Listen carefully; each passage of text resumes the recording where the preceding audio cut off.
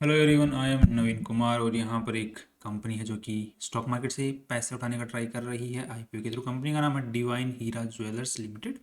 यहाँ पर कंपनी का जो आईपीओ है वो 17 मार्च से 19 मार्च के बीच में खुलने वाला है। तो यहाँ पर ऑलरेडी जो है 18 मार्च ऑलरेडी हो चुकी है। यहाँ पर तो हम लोग ये भी डिटेल देख पाएंगे कि कंपनी के जो आईपीओ है उसमें कितना जो है सब्सक्रिप्शन आ रहा है। तो यहाँ पर रिटेल कैटेगरी की तरफ से ज़्यादा सब्सक्रिप्शन आ रहा है और एनआईआई कैटेगरी की तरफ से कम आ रहा है। सो ओवरऑल ठीक ठाक सब्सक्रिप्शन आ रहा है मार्केट के अंदर में। जिस तरीके से मार्केट का माहौल अभी एसएमई कैटेगरी के आईपीओ के लिए चल रहा है, उसके बावजूद ये सब्सक्रिप्शन ठीक ठाक देखने को यहाँ पर मिल रहा है इसके अंदर में। बाकी देखते हैं कि किस तरीके से रहता है, उसकी आगे चर्चा करते हैं। तो कंपनी जो है यहाँ पर 90 रुपये का फिक्स प्राइस रही के आई है और 1600 का लॉट साइज रखा है। तो 1,44,000 रुपये की जरूरत यहाँ पर आपको पड़ने वाली है एक आईपीओ की फाइल लगाने के लिए एटलीस्ट। यहाँ पर कंपनी के जो प्रमोटर हैं उनके पास में 100% मालिकाना हक था अप्रोक्स, और यहाँ पर 73% अप्रोक्सली रह जाने वाला है आफ्टर दी आईपीओ प्रमोटर्स का मालिकाना हक। ये कंपनी करती क्या? सो डिवाइन हीरा ज्वेलर्स नाम से ये कंपनी करती क्या? तो ये ज्वेलरी बनाती है, राइट। जो कि 22 कैरेट गोल्ड बोलो, 18 कैरेट गोल्ड बोलो, जो मतलब गोल्ड की ज्वेलरीज बनाती है, सिल्वर ज्वेलरीज। सो बेसिकली जो अलग अलग pendants, mangalsutra, rings and all this. Next अब देख लेते हैं कि कंपनी जो आईपीओ लेके आ रही है उसमें पैसे जो उठा रही है उनका किस तरीके से काम में लेने वाली है। तो यहाँ पर बोल रही है कि 3 करोड़ रुपए तो हम लोग अपना जो लोन है उसको चुकाने में काम में लेने वाले हैं। बाकी जो है हमारा जो रोज़मर्रा का काम है, जैसे गोल्ड खरीदना, फिर बेचना, मेकिंग करना उसको, जो भी ज्वेलरी की फॉर्म में, वो जो रोज़मर्रा का हमारा काम है वर्किंग कैपिटल, उसमें काम में लेने वाले हैं 19 करोड़ रुपए। कंपनी के जो मेन प्रमोटर हैं उनका नाम है Hirachand P Gulecha ji, and H के अंदर में है बाकी नीरज हीराचंद गुलेचा, हीराचंद पुखराज गुलेचा। ये लोग इस कंपनी के मेन प्रमोटर हैं। इनके पास में अच्छा खासा मालिकाना हक आफ्टर दी आईपीओ भी रह जाने वाला। केसेस की अगर बात करते हैं तो कंपनी पे कोई खास केसेस यहाँ पर देखने को नहीं मिल रहे हैं। कंपनी की शुरुआत जो है 2022 के अंदर में हुई है। किस तरीके से? बिकॉज ये पहले से ही एक बिजनेस चलता हुआ आ रहा है, उसको एक्वायर किया गया है। तो डेट मीन्स की कंपनी की जो पर्टिकुलर जिस कंपनी का हम आज नाम सुन रहे हैं, इसका मतलब ये नहीं 2022 में शुरू हुई, पहले से चलता बिजनेस आ रहा है। बस ये प्राइवेट लिमिटेड या फिर लिमिटेड जो कंपनी खोल के फिर उसको दूसरे बिजनेस को एक्वायर कर लिया गया, नाम अलग दे दिया गया है, स्ट्रक्चर चेंज कर दिया गया है, बाकी कोई फर्क नहीं पड़ा है बिजनेस में। नेक्स्ट, कंपनी के मैनेजिंग डायरेक्टर आज के दिन हीराचंद पुखराज गुलेचा जी आज मैनेजिंग डायरेक्टर, मतलब इन्हीं के हाथ में आज के दिन कंपनी की बागडोर देखने को मिलती है। ये 1.5 लाख से 3 लाख रुपए के बीच में अपनी सैलरी उठाते हैं। और जो डिवाइन हीरा जो नाम है, जो लोगो है, वो अभी तक रजिस्टर्ड नहीं है, आईपी रजिस्टर्ड नहीं है। लैंड की अगर बात करते हैं, फिर प्रॉपर्टी ओनिंग की बात करते हैं, तो यहाँ पर कोई भी प्रॉपर्टी ये पर्टिकुलर कंपनी आज के दिन ओन नहीं करती है। 9 एम्प्लॉयज़ आज के दिन इस कंपनी के अंदर में काम कर रहे हैं। कंपनी की ठीक ठाक हाल साइज को देखते हुए 9 एम्प्लॉयज़ कंपनी में काम करना इज़ काइंड ऑफ बहुत कम, राइट।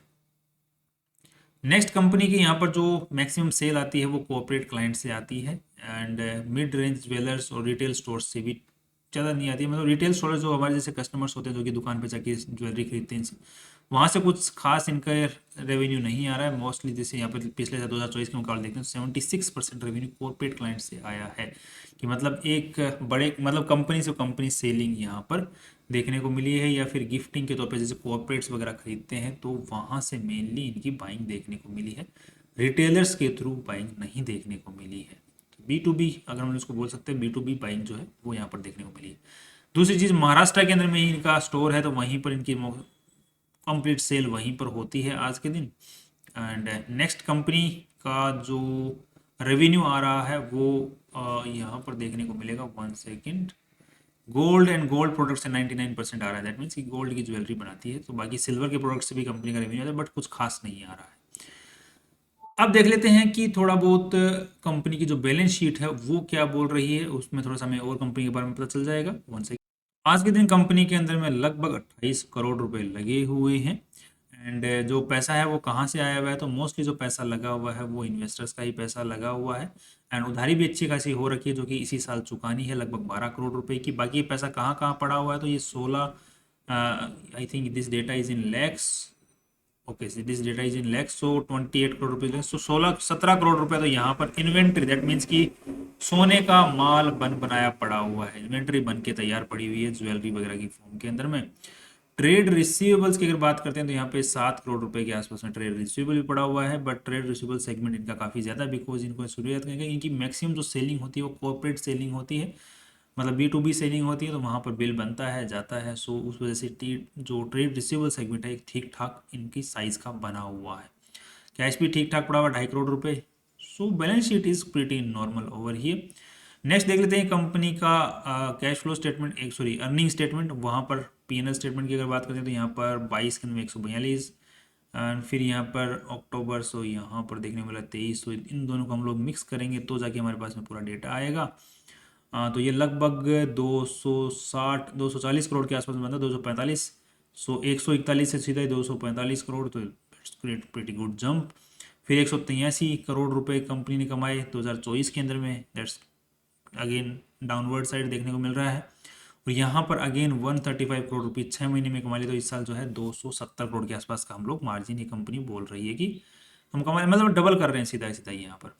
अब यहाँ पर देखने को मिल रहा है कि कंपनी की जो नेट प्रॉफिट यहाँ पर निकल के आ रहा है that is around 249 crore rupees, that is profit for the year. So 2.5 crore रुपए निकले हैं, पिछली बार 1.5 करोड़ रुपए, और उससे पिछली बार जो है 1 करोड़ रुपए के आसपास में निकल के हैं। तो 1, 1.5 और 2.5, तो यहाँ पर इस बार 6 महीने के अंदर इन्होंने 2.5 करोड़ रुपए कमा लिए। बट यहाँ पर देखने को एक चीज़ और मिल रही है कि कंपनी का जो इन्वेंट्री वाला चीज़ है वही इनका प्रॉफिट बनता जा रहा है। दैट मीन्स की कंपनी जो है कैश की फॉर्म में ज़्यादा पैसा नहीं कमा रही, इन्वेंट्री की फॉर्म में पैसा कमा रही है, मतलब पैसा माल बच जा रहा है, उसको ये कंपनी जो है एज ए प्रॉफिट दिखा रही है। बुरी चीज़ नहीं है, बट कंपनी अच्छा खासा इन्वेंट्री बना के रखी हुई है और मोस्टली इनकी कॉर्पोरेट सेलिंग ही चल रही है। सो थोड़े से सवाल वहाँ पर खड़े होते हैं। कैश फ्लो की बात करते हैं तो cash flow is normal, right, क्योंकि कंपनी इन्वेंट्री में बहुत ज़्यादा पैसा खर्च कर रही है जिसकी वजह से कंपनी के पास में कैश फ्लो थोड़ी सी हालत ख़राब है, बट यहाँ पर स्टिल इज़ प्रीटी नॉर्मल। अब थोड़ा सा कंपनी ने जो अपनी वैल्यू लगाई है उसको एक बार देख लेते हैं कि ज़्यादा लगाई है कम लगाई है। तो यहाँ पर हमारे सामने मार्केट के अंदर में ऑलरेडी दिग्गज कंपनी जैसे MVGL, तो ज़्यादा दिग्गज तो नहीं है, बट PN गदगिल ये अच्छी खासी दिग्गज कंपनी है। एंड PN गदगिल, ओके इसका हो गया, ओके 1 सेकेंड, कल्याण ज्वेलर्स ये अच्छी खासी दिग्गज कंपनी। तो इनके साथ में एक बार कंपेयर करके देखते हैं कमाई किस हिसाब से कर रही है, जिस हिसाब से वैल्यू लगाई है। तो यहाँ पर पूरी कंपनी की जो इन्होंने वैल्यू लगाई है and that is around how much, 1 second let me see over here।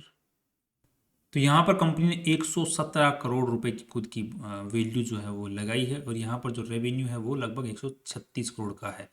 तो रेवेन्यू के मुकाबले अगर जो वैल्यू लगाई गई है उसको देखते हैं तो ठीक ठाक नजर आ रही है। अब थोड़े से कमाई के हिसाब से हम लोग P और PB रेशियो भी निकाल लेते हैं। तो यहाँ पर 2.5 करोड़ रुपए हैं, पिछले साल जो है यहाँ पर 1.5 करोड़ रुपए थे। तो यहाँ पर इस बार रेवेन्यू कम है, उसके बावजूद भी नेट प्रॉफिट्स बढ़ गया, तो यहाँ पर थोड़ा सा सवाल संदेह पैदा होता है। तो स्टिल हम लोग पूरे साल का जो है 3 करोड़ का ही रेवेन्यू मान के चलेंगे, मतलब नेट प्रॉफिट मान के इसका वैल्यू निकालने की कोशिश करेंगे, जो कि प्रोजेक्शन वाइज देखने को मिल रहा है। क्योंकि हमें थोड़ी सी गड़बड़ियाँ नज़र आ रही हैं यहाँ पर, बिकॉज यहाँ पर जो है टॉप लेवल जो रेवेन्यू फॉर्म है वो ज़्यादा बनी हुई दिख रही है, right. So 117 crore divided by 3, 1 second, that is 39 का P रेशियो अगर हम लोग कंपेयर करते हैं तो इसका है 10 का, इस PN गदगिल का है 32 का, एंड यहाँ पर कल्याण ज्वेलर्स का 66 का। सो कंपनी ने जो वैल्यू लगाई है अपनी साइज़ के अकॉर्डिंग थोड़ी ज़्यादा ही लगा दी है, बिकॉज इतनी कुछ खास फेमस और टिकी हुई कंपनी जैसे कल्याण ज्वेलर्स है उतना वो ही कंपनी है नहीं, तो वैल्यू कुछ ज़्यादा ही लगा दी है। जो मछली है वो चांद को देख करके फुदक रही है। नेक्स्ट अब देख लेते हैं कि जो PB रेशियो जो होती है उसको वो किस तरीके से बन के आ रहा है। तो यहाँ पर नेटवर्थ इस कंपनी की है 12 करोड़ की, कंपनी उठा रही है 32 करोड़ रुपए, और 144 करोड़ रुपए के आसपास के 144 अप्रोक्स हम लोग ले लेते हैं। तो PB रेशियो इज 2.65, जिसको अगर हम लोग कंपेयर करते हैं तो 1.42, 4.72 और 10.2। सो वैल्यू जो लगाई है नेटवर्थ के हिसाब से जो मल्टीपल टाइम्स देखी जाती है तो वो ठीक लगाई है। सो ओवरऑल अगर देखा जाए तो कंपनी के जो ज्वेलरी सेगमेंट के जो स्टॉक्स हैं वो ठीक ठाक लेवल पे गिर रहे हैं, गिरते ही जा रहे हैं। और इस वक्त जो मार्केट जो SME कैटेगरी के जो स्टॉक्स को मार्केट जो पहले अच्छी वैल्यू देता था अब नहीं दे रहा है, बिकॉज उतना सब्सक्रिप्शन नहीं मिल रहा है। So I am not that much hopeful in this particular company. हाँ, थोड़ा नीचे आती है और उसके बाद में अगर किस तरीके से डेटा देखने को मिलता है तो उस पर हम लोग नज़र रख सकते हैं। बट फिलहाल के लिए तौर पे थोड़ा नीचे आने का इंतजार करें तो ज़्यादा बेटर ऑप्शन रहेगा। बाकी हवा किस तरफ बनाई जा रही है उसको भी एक बार ध्यान से देख लेते हैं। तो जीएमपी अगर देखते हैं तो यहाँ पर इस कंपनी का है 16%, जो कि कुछ खास नहीं है, तो लिस्टिंग गेन की भी ज़्यादा उम्मीदें नहीं है। तो I would suggest, I suggestion recommendation का तो मेरा काम नहीं है। सो ये है कि थोड़ा इंतजार करें, ज़्यादा बेटर ऑप्शन रहेगा आई थिंक यहाँ पर। That's all from my side. कल फिर मिलते हैं नए इंपॉर्टेंट वीडियो साथ में। बाकी आपको डिसीजन पॉजिटिव नेगेटिव में फाइनेंशियल एडवाइजर से पूछें, उसके बाद में ही अपने हार्ड एंड मनी को, पैसे को लगाने के बारे में सोचें। Finally see you tomorrow.